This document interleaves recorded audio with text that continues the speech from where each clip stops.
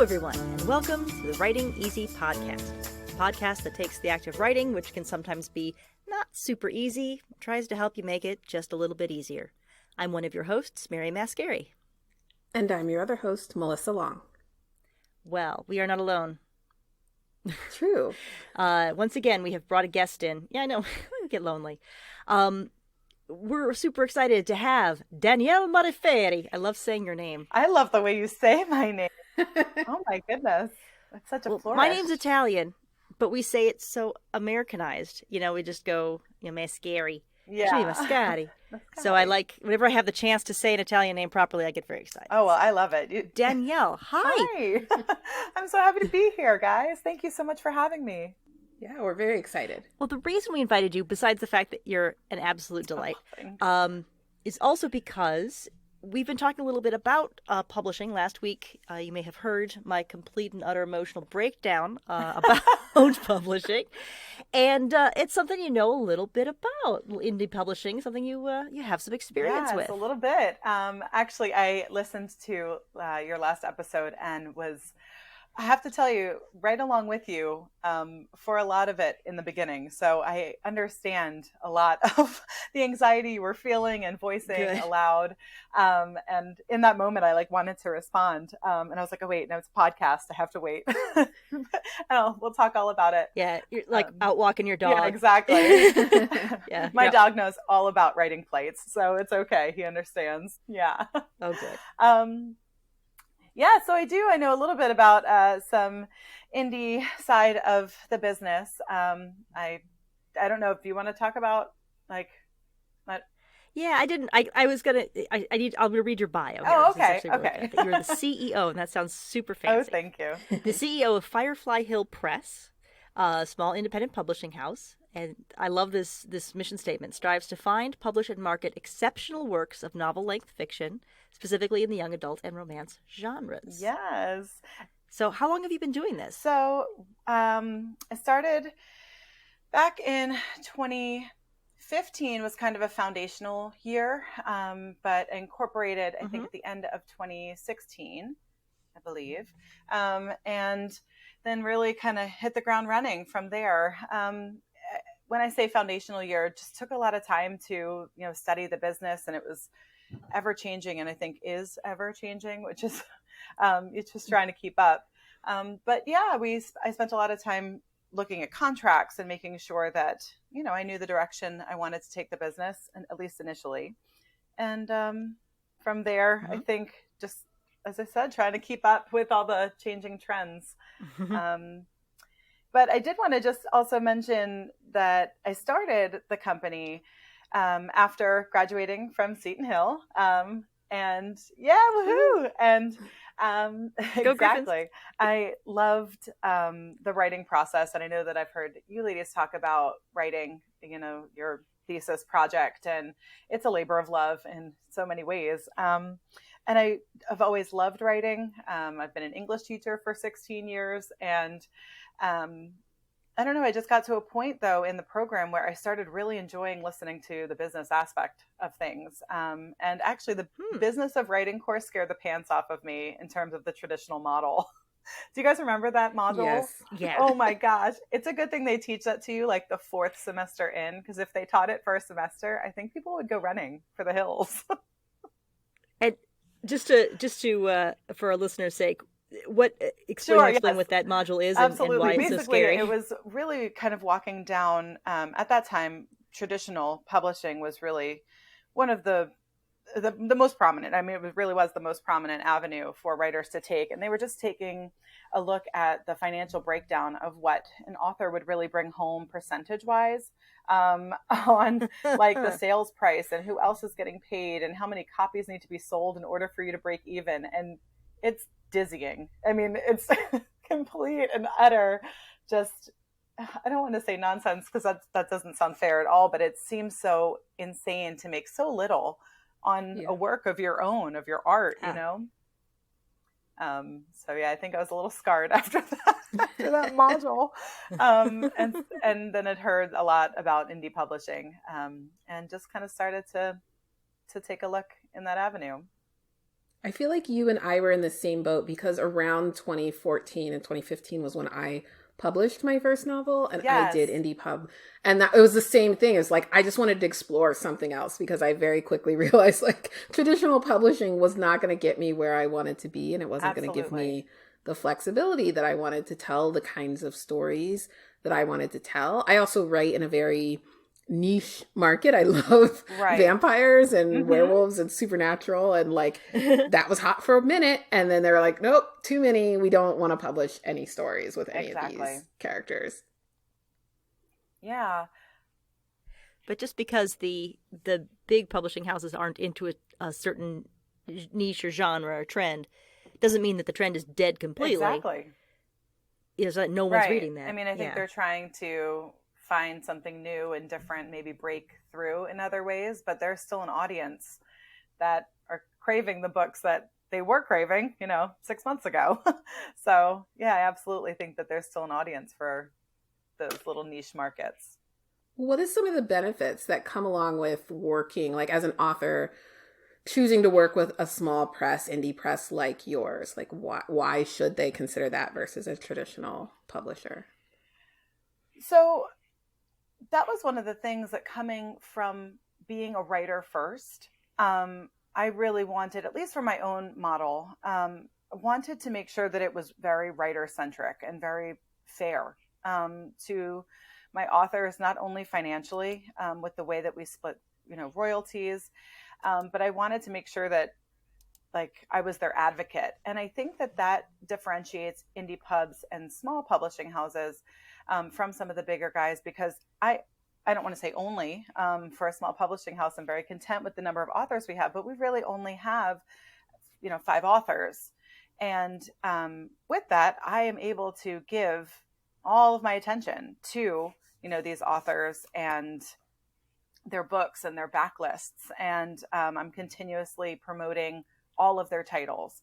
So in a traditional house, they're ready. They're going to market your book for 2 weeks because you're a new release. And then after that, it's on you in a lot of ways. And they're prepping for their next big release. And so I think that as an author, you're always going to have an element where you're having to market for yourself. But for me, I take on authors whose careers I believe in and their writing skills I believe in, and I want to kind of help them build a career together. And it's worked out pretty well. But I think that individualized attention is, I think, something that kind of differentiates indie from traditional, at least in my mind, it does. So how do you find authors? Through submission, a lot of times through conferences. We've had... some of them have been acquisitions from other companies. So either the company, for whatever reason, is no longer, and authors have been looking for, placement elsewhere, and it's either been referred to me or authors have reached out to me personally. So some of them have kind of just been, they've gotten their rights back and they were kind of shopping around for representation for new titles and also of their backlist. Beth Merlin, she was one of the first books I pulled from the quote unquote slush pile. And she was the 1%. And I love telling this story because it was so new to me and the whole process, and it was kind of surreal. And I took her on, and she knew that it was a newer press and we were kind of working through it together, but she knew my credentials, and she had a very realistic kind of view of what she wanted. I mean, she knew it wasn't going to be a career in terms of she could quit her job and full-time write for, out of the box. So, we went in it together and worked on her manuscript and ended up developing it into a series, and it's doing really phenomenally well. And I think that that's one of the best parts too, is working with not only Beth, but Trisha and Mayanka and Gia. We're like a little family. So it's nice to have the support of one another too. I love that. I always see their books coming up in Amazon specials. Oh my gosh. Going back, especially the earlier ones too. I feel like what you were saying with, big publishing houses always promoting the new release, and then you never hear anything again. And I've definitely seen on promotion and blog tours, and then like, oh, Bookbub ad, and like, oh, I know this author, I know this house, and getting really excited about that. That's awesome. Don't worry, I get equally as excited sometimes when I see our Bookbub ads come up. I'm like, oh my gosh, that's us. It's pretty cool. And do you want to explain what Bookbub is? Oh yeah, Bookbub is a really wonderful service for both authors and for readers. For readers, it's free, and you sign up, and it's an email, like a daily email list that they send you, and they vet these books very heavily. So that's why it has such a remarkable reputation. They only, I believe, accept maybe 20% of the books that apply to participate in these features. And it's, as I said, no cost to the reader to be part of these email lists. But they're sending you basically these really top-notch books that are on sale for remarkably low prices. You probably can get books for free or 99 cents, $1.99. I think the highest is $2.99, and some book sets are a little bit more. But they're really curating what books are coming to you. So it's quality content for really killer prices. And the cost then falls on the author. So if you're ever, my self-pubbed authors out there and indie pubbed authors, and even traditionally pubbed authors, if you ever get a Bookbub and then you see the price tag and your hair stands on end, that's totally normal. But it's, for us, been worth the investment. The return on investment has been remarkable every time we've been lucky enough to score a Bookbub featured deal. So if you ever find yourself in the boat to be able to score one, and just keep applying, because there have been times we've been turned down. And most of the time, as you guys said on your first, on the podcast last time, you were talking about editors, and sometimes it's not about you or the work, it's the timing. So that's kind of true for Bookbub too. So keep applying, because they're really worth it. So when you're reading, you talk about reading the slush pile, which is just the submissions that come in kind of unsolicited, just hey, here's me, right. I thought you might like this. I always tend to picture the person on the other end of that reading the things going, oh God, this is going to suck so much. No, but that's not true, is no, it? We're looking, I mean, it's not. As Melissa said in the last episode, yeah, like I think that is the preconceived notion, is that we're imagining it's already going to suck out of the gate. But we want to find really good writing. We want to be the one that pulls, the diamond in the rough out of the pile and spruces it up, and it becomes a wild success. Like that's actually one of the other reasons that I started the press was I always wanted to be the girl in the closet reading the slush pile. And I couldn't figure out how to traditionally do that while I was teaching, like to go to New York. And I said, but I want to give writers a chance. Yeah. Like, I don't think just because you don't have an agent doesn't mean that your book is any less great. So I just, I could always imagine sitting in like a little small closet area with a pile of, back then the paper slush pile. And I was like, that would be such a fun job. So here we are. Are there different things that you see in writing very early on that are like, ooh, like I can tell this isn't going to be great, or it's time to stop reading this manuscript? Like, what are tips that you could give to writers that like, don't do this in the first 5 pages? Oh my goodness. That's a good question. Or conversely, are there things? Rules? Oh, yeah. Or maybe is it a case where it's like, it depends? That's really interesting. I mean, I know that everyone's going to hear like it has to be edited. And on a side note, I just want to also like say that if like I also have had instances where I will give people a little bit of leeway. If there's like a wrong comma and things happen. Things have happened even with us along the way, with copies of our books that like the digital file, the wrong one went out or uploaded incorrectly or whatever it is. I see so many people get really like crazy about things like that. And as many editors as you have go through things, sometimes, things get missed. So I want to say, make sure that you edit your manuscript. You make sure you edit your query. Everything needs to be as clean as possible. And you want to showcase your best writing, of course. So when I say make sure it's edited, we do understand that, accidents happen, but you want to make sure you can put together a sentence properly and all the right words are there. I think that's been one of the things that's been a bit of a turnoff when I can't decipher, like what a story is trying to say, either the sentences are just a little bit too either complex, or in the first couple paragraphs, if I don't have a clear idea of what's happening, I tend to lose focus a little bit. And that's something that for writers, it's hard to see because you know exactly what you're saying and you know exactly what you want to say. Mm-hmm. So that's when you'd need a beta reader or just an honest friend. And you don't want to give any maybe background information, because I'm not walking in really with any background information reading your work, except for what you give me in a query. But sometimes you don't know what order an editor or an agent would take a look at your work. So hand your friend the manuscript and say, hey, can you just take a look at the first couple pages and tell me what you think? It will, if they're like, I have no idea what's going on, or if they tell you something that's way off base, then maybe you want to revisit it, because that's happened. Mm-hmm. And I think it's just because writers know exactly what they want to say. It's hard to kind of distance yourself enough. Aside from that, I mean, there have been a lot of manuscripts that have come my way that have great potential. But I don't think it's the story for me. And I know that I used to hear that as a writer, as an author, when I was first trying out the query business. I didn't really understand what that meant until I'm now in this seat. And I said, you want your best advocate, right? You want someone who believes in the book just as much as you do.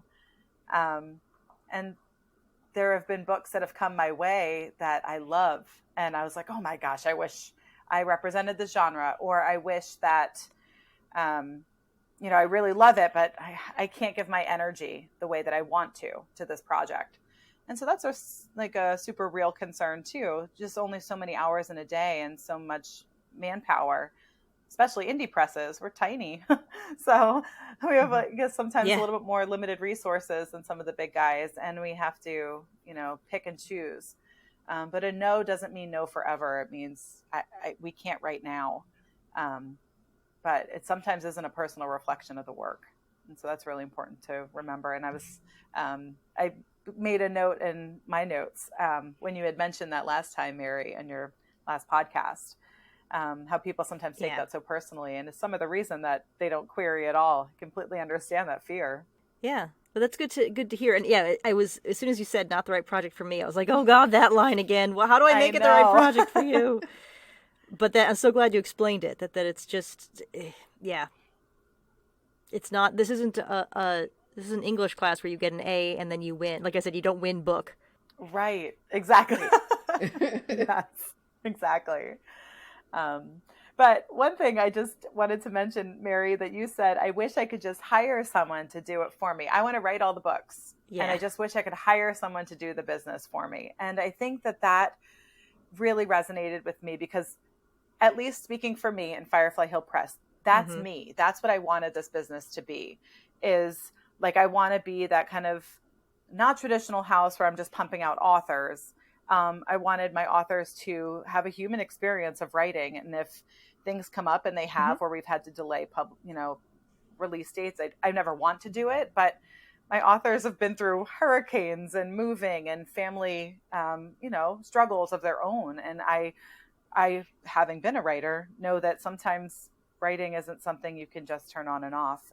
So when you said hire someone to do it for you, like, that's what I wanted this company to be, was that I could let my writers really write and cultivate a book career, and I would kind of help just get their books out there. And I think we work equally, which to me then warrants a more even split of royalties. I think I wouldn't have a product to sell without my authors, and I want them to feel supported, kind of every step of the way. And they too are, they've voiced how grateful they are for me to continue to sell the books they have put out, and start talking about the ones that are up and coming, so that they have time to just continue to write. Well, that's really, it's good to know that's what that means. Like, a lot you hear these terms and like, now I know what that means. That's really great. Right. Yeah. And as I said, that might differentiate for different companies, and they might be a bigger indie pub company, but for me, independent is kind of amorphous. It has a lot of different definitions. And for me, and I think that there are a bunch out there that feel the same way, we're kind of not the big guys, but we still have reach and a way to get to, books into the right hands. So it's so that the authors don't have to do as much of the business side. Can't get away from they it. Still will a little bit. If they won't, you can't get away from it. Yeah. Plus, no one will sell your book better than you. I mean, so you're the one who knows it and believes in the story enough to slog through writing it. So, well, we're getting on to time. So, Melissa, did you have any other? I could talk to you all day. This is wonderful. Oh, thank you. I know. I just looked at the time and said, oh my gosh, I have so much more I wanted to share. So maybe another day. Oh, I'd love it. Thank you. Danielle, where can people find you? How can they get in touch with you or see your books? Oh, absolutely. So I actually write personally under the name Andi Adams, Andi. Nice. It's an anagram for Danny, which is my given name, Danielle. So Andi Adams. And I have a young adult novel that I wrote, and we can go into that whole story another day. But that was actually the first novel I published with Firefly Hill, and it was my own novel to take it through the process and use it as like a learning experience before I got my hands on someone else's book. So, but it's been through the whole ringer, and I'm very proud of it. And it's called The Girl in the Glass Box. And I have a children's book series coming out in November called The Reluctant Adventures of Jimmy McMuggins. Uh-huh. And I'm super proud of it. And it's going to be a children's book series. And it's been a whole different process in terms of hiring illustrators and all of that fun stuff. So we also have a website, of course, fireflyhillpress.com. And we are on Twitter and on Instagram and Facebook. So you can pretty much find us all over the place. And I hope that you do. Please reach out. And if you guys have any questions, writers or avid readers, anything that you heard on here, I always love receiving emails. So breaks up the day. Oh, that's really wonderful. It's very generous of you. And yeah, read the books. Read these books. They're wonderful. Yeah, thanks, guys. Good. Oh, thank you so much. All right. Well, then I guess we're just going to have to wrap up. And so we always say at the end, remember that writing is hard. So take it easy. I'm Mary. And I'm Melissa. And there's Danny. Bye, guys. I'm Danny. Bye, everybody. Thank you for having me. Bye. Bye.